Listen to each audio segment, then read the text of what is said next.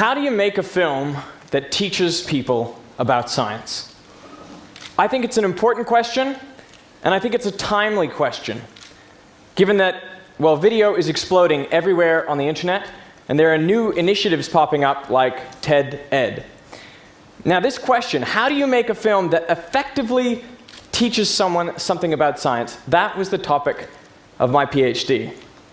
So I'd like to tell you what I found out. I went to the University of Sydney and I took all the first-year physics students and I tried to teach them about the basic laws of motion, Newton's first and second laws. So I sent them away to their homes and I asked them to go online and sit a 26-question multiple-choice test. Here's a sample question, just so you get a feel for what I was asking them. Imagine a basketball player shooting from the free throw line. After he releases the ball, the forces on the ball are A, upwards and constant, B, upwards and decreasing, C, downwards and constant, D, downwards and decreasing, or E, tangent to the path of the ball. I want you to take a minute and think about what you would answer, and think about what you think other people might answer, okay? So then we would get the students to rate their confidence in their answers. How confident are you that this is correct? I should mention that that is not the exact Likert scale that I gave them, but it's, gets the idea across. Okay.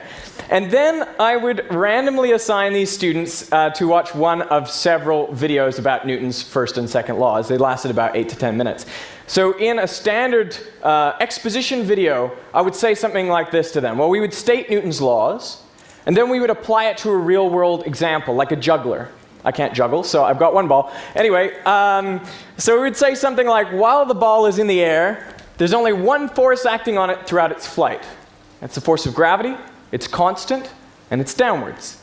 We'd actually animate a little arrow on the ball as it goes up and down in slow motion. Okay, so obviously the answer was C, whereas most people usually pick B to that question. Okay, so after watching this video, the students would sit the exact same 26-question test. I wanted to see, had they changed their minds about any of those questions? And I also interviewed a couple students to see what did they think about the video. Did they like it? Did they think that they learned something from it? And here's what they told me. Well, they said, Derek, that was a great video. It was clear. These are the most common things they said. It was clear, it was concise, it was easy to understand. That's good.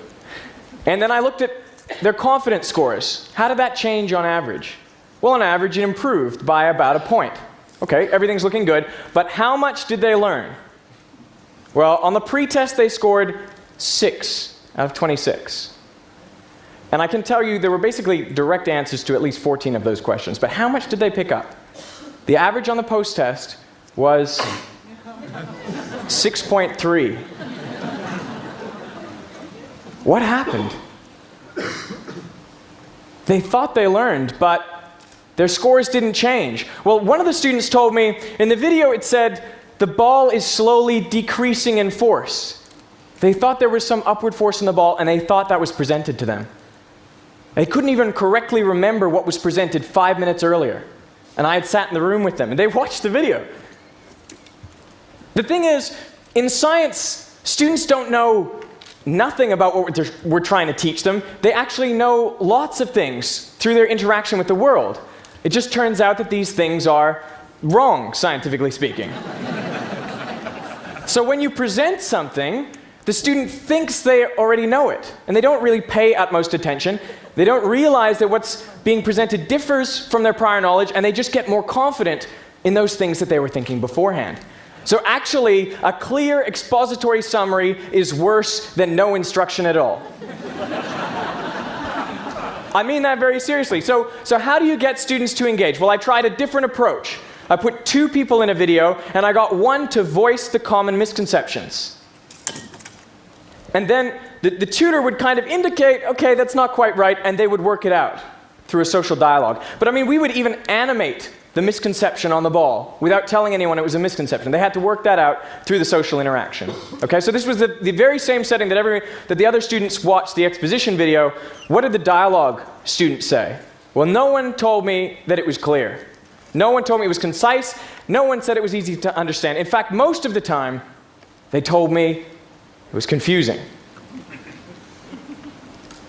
Man, maybe this backfired. So how'd they go on the post-test? Well, their scores nearly doubled to 11 out of 26. Okay, it's not 26 out of 26, but it's a start. And what was the difference? Well, after the video, I asked students to rate their mental effort. How much mental effort did you expend while watching that video? And the students who watched the dialogue invested significantly more mental effort in engaging with that presentation than students who saw only an expository summary. So to me, there's a really important message there. Depending on how you present, you can change how your audience watches, and thereby how much they learn.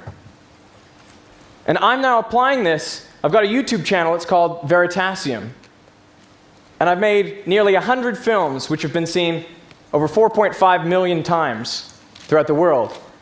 And you know, you always have to start with the misconceptions. Thank you.